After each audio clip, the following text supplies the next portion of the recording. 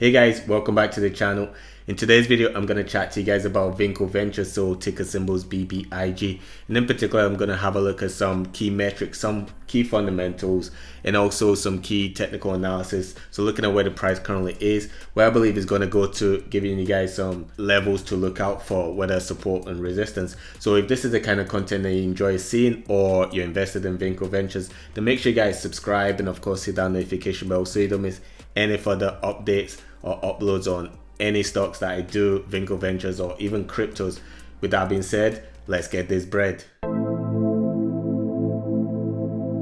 So from my last video, the price broke above this trendline resistance, and not only broke above it, but it actually gapped up, and ever since then the price has actually been in a range bound. So the thing significant about range bound movement is that this is where accumulation happens. So this is where a lot of institutions will start accumulating the position. Now how you can tell this is basically the price goes between one level to another, and institutions, they'll buy low and then help drive the price up to a certain level and then sell some of their shares, and then basically keep doing that until the price breaks out of that resistance of the accumulated position. So basically out of the resistance of the range.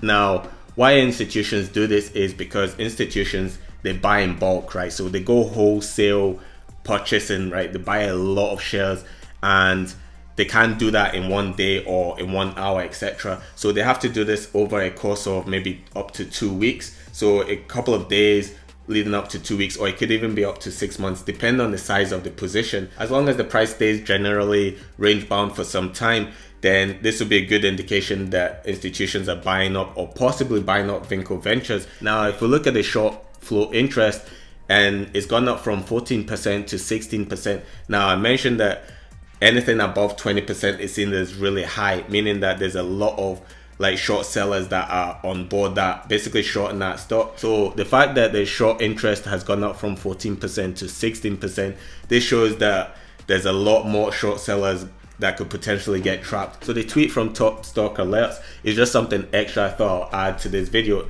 For those that like get stock alerts and all of that, or like stock alerts, all of that, I just thought I'll show you guys this, that they believe that BBIG, so Vinco Ventures, can get from $4 to $6 next. Basically that's the next move that it's gonna make, and I believe this, but there's a couple of things that need to happen before this happens. One of them is the lead up to the short squeeze happening, i.e.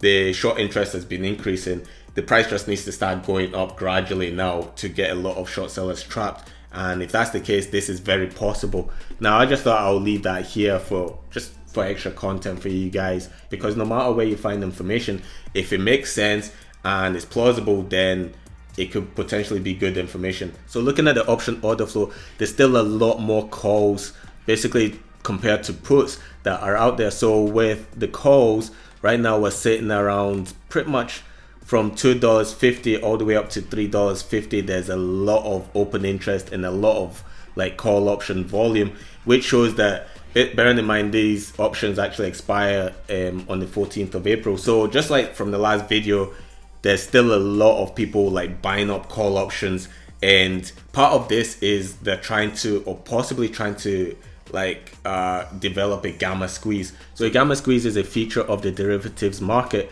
as it forms part of the options trading.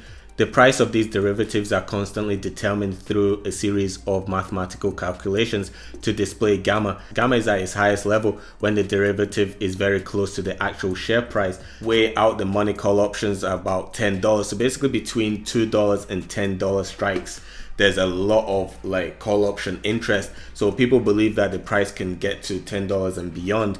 And now there's many reasons for that. But if we look at the put option side of things, and the reverse from $10 down to $2, there's a lot more $2 strikes, because those are out the money at the moment. It's very possible that the price could get down to $2 and then these options will be in the money. But the point I'm making here is that there's a lot more call options than there are put options, which means that the sentiment of the market is still generally seen as bullish, and a lot of people believe that the price can get to $10 and beyond. So before we get into the price action, I also found this quite interesting. So a post on Reddit is Freescape Discord looks like it's coming back online. In my opinion, Freescape and Tide launch are correlated. When Freescape goes live, so does Tide, and vice versa. Discord link provided, keep an eye out. So basically with Tide, when Tide gets launched, that's going to be a huge or potentially a huge catalyst that would send the price of Vinco Ventures like skyrocketing. So within the range between $2.50 and $3.50, the price is actually broken below that 50 moving average. So one of the things that if the price is going to get to $6, $10, all of that, one of the things that has to happen is that the price needs to break back above that 50 moving average, just to show that the price is heading, first of all, is bullish, and also that there's the possibility of a rally is being established.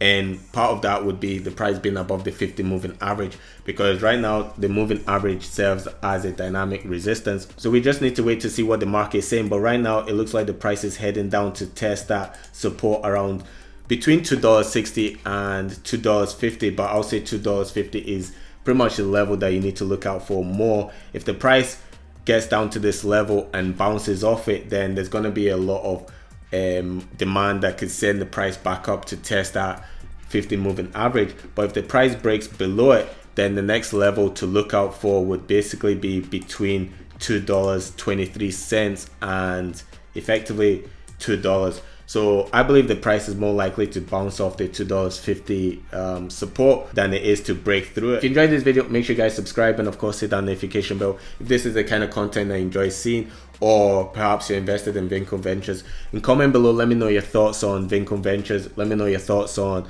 my technical analysis or the information I'm bringing forward to you. Let me know in the comments below. Give this video a thumbs up. It lets me know this is the kind of content I enjoy seeing, and I'll continue bringing out content like this. Thanks guys, God bless.